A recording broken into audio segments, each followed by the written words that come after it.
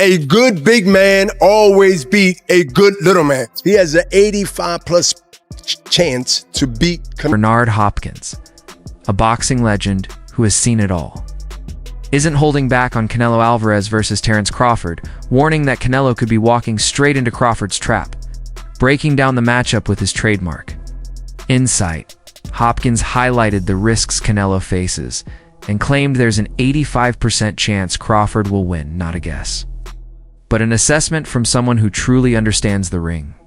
He explained that Crawford doesn't need to prove he can handle Canelo's power, as that would play into Canelo's hands. Instead, Crawford must enter the fight with a clear goal from the first round to show he is the superior boxer, that Canelo's time at the top is past, and that he is there to claim the title. He has a legitimate chance. Over 60% for his mind. If you say, Bernard, give me a number. Give me a number. He has an 85+ chance to beat Canelo. Why? Why? Yeah. Because he's not going in there, from my understanding and what I see, and having a conversation with him years ago about what he wanted to accomplish, and now that he's here, that now he's not going in there to prove something, which will fall into Canelo's hand. He would love for him to prove something. That means you will stay there and try to prove something. But to go in there and to let him know, establish that from the first round, that I belong, without showing that I am tough. I earned my position to be here. And I want to show you, even though you're being stubborn, that your time not only have came, but it's going. Bernard Hopkins warns that Canelo Alvarez could be walking into Terence Crawford's trap, claiming an 85% chance Crawford will win. It's not about surviving Canelo's power, but showing Crawford's superiority from round one. It's asserting psychological dominance and proving Canelo's time at the top is over a shocking prediction, especially considering what Hopkins said just months earlier. Wanted to make history by going from 60 to 75. And he lost the fight because he couldn't come out for the 15th or the 14th or whatever round it was after the 10th, 11th, and 12th round. That's the only reason Sugar Ray Robinson lost that fight. A good big man always beat a good little man. I like the good big man. That's ridiculous. That's why we have weight classes. Size does matter. And in most cases, you get those moments in history where size didn't matter, but that's why it's history. But most of the time, it's the right call. I think he got a lot of fish to fry underneath where he's comfortable. Don't put yourself at a disadvantage, put yourself at an advantage. It's only fair. Before his 85% prediction, Hopkins warned that Crawford facing Canelo is life-risking, as moving up to divisions means facing punches with super middleweight power, a challenge Crawford has never met. It's a stark reminder of Hopkins' philosophy. Good big man will always beat a good little man. Chance. He have a great chance because of his heart, his talent, and also his game plan and his strategy. But Canelo is no pushover. I've watched Canelo for multiple years. Again, the best is fighting the best. And Crawford dared to be great. And this is one of the ways you do it. And you tell the world, watch, pay attention, and watch me make history. I will be one of those watching amongst millions of other people. I can't wait to, I believe, November or September. Correct. The defining moment of Hopkins' career came at 41 when he moved up to weight classes to defeat Antonio Tarver, proving a smaller, skilled fighter can beat a bigger man, but only with perfection. Today, Canelo embodies that good big man, strong, tough, and used to power at 168 pounds. Hopkins believes Crawford's path to victory lies in asserting his skill from the first bell, using footwork, a sharp jab, and timing to make Canelo look slow, plant doubt, and win the mental battle, which can then neutralize the physical differences. Though some doubted Crawford after his tough fight at 154 pounds against Israel Madramov, Hopkins sees it as ideal preparation, forcing Crawford to rely on intelligence and adaptability, while potentially giving Canelo a false sense of confidence. To counter Crawford, Canelo has brought in the undefeated welterweight Jiren Boots Ennis, aiming to sharpen himself against a fast, powerful switch-hitting style.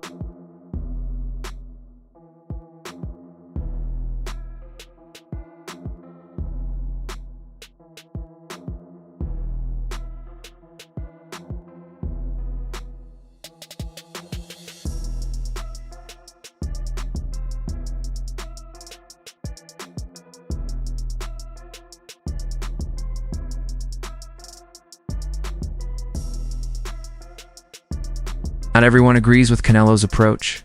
Veteran trainer Greg Hackett criticized the decision, calling it a strategic misstep, arguing that in sparring, part of a fighter is always exposed, arguing the question of whether Canelo is truly learning Crawford's style or unintentionally, revealing his own timing, tendencies, and secrets. I mean, Jiren Ennis get from it being in with the elite, a guy who's prepared for everything. One thing you can't say about Canelo is that he hasn't seen something. Canelo's seen southpaws. He's seen tall guys, short guys, slick fighters. He's seen bulls. He's been up against everything. So you get a world of experience with a guy like Canelo. You get a guy who's in full confidence. The reason I say I wouldn't do it is because I wouldn't spar you and then here go a year later they fighting. Nah, I mean, doesn't for as much as it does for Canelo, it does for Boots though, right? If that were to be the case. Yeah, but there's so many ways it could go. And what I'm saying is, if I was to be where Boots is right now, if one thing we can all agree on, everybody hate Boots right now. They mad at Boots, right? So wouldn't it be crazy if Canelo fought Bud and then fought Boots the next year? Wouldn't that be wild? That would be wild.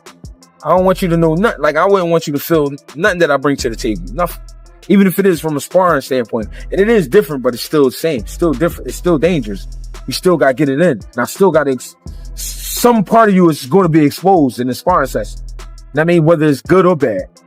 That's the thing. It could be all good, but it's still exposed. I still know. Fighters rarely spar with each other before a real fight, making Canelo's unusual training alliance all the more intriguing, hinting at a complex strategy, especially when viewed alongside one of Hopkins' boldest theories. We're saying that Boots Ennis sold out. He sold out his black race because he's sparring with Canelo for Crawford. The inconsistency is just incredible. Boots Ennis isn't the first black sparring partner Canelo ever had. No one said anything. Right now, Bud Crawford is Malcolm X. What happens is when you are a fanboy, it's like this guy is going to be black culture personified. It happened with Wilder, happened with Devin Haney. All right. When Canelo had other sparring partners, black sparring, no problem. They were fine with the race. Boots turned his back on the black race. It's funny because Crawford ain't even saying that shit. Crawford like, that's good work. Crawford is sparring with Lester Martinez, all kind of Mexican sparring partners, as he should. I haven't heard one person say that any of the Mexican sparring partners were turning their back on David Benavidez, the undefeated and relentless Mexican powerhouse, is widely seen as the biggest threat to Canelo's reign at 168 pounds, yet the fight has never happened. Hopkins suggests the hype around Crawford might even be a clever distraction from that matchup. For Crawford, Canelo, back to Canelo, would you rather see him fight a Terence Crawford or Benavidez? We were talking about who? Well, you know, the casual fan, they don't care about weight classes. They just know the names. Crawford, Canelo, they want to see it. Crawford cares about his life. And with that fight, what do that fight do for Canelo? Fighting Crawford and Crawford beats Canelo. What do that do for Canelo? I just think that there are so many other fights to make that's realistic. It makes sense. And less life risking on top of the risk that we risk stepping in there with guys our weight. And now you want me to do something. Canelo's not coming down to... Canelo may be taking a fight against a smaller opponent as a calculated, profitable risk to avoid the bigger threat, David Benavidez, turning the Crawford bout into both a legacy-defining challenge and a potential trap. Hopkins frames it on two levels, physically. Crawford faces a lift-rasking challenge against a stronger, more powerful champion. Psychologically, a clever strategy could neutralize Canelo's advantages by undermining his confidence. The 85% prediction lies not in overpowering Canelo, but in making his strength irrelevant. One path could confirm the old rule that a good, big man beats a good smaller man, while the other could be a strategic checkmate studied for years. When the bell rings, boxing history and legacies will be decided.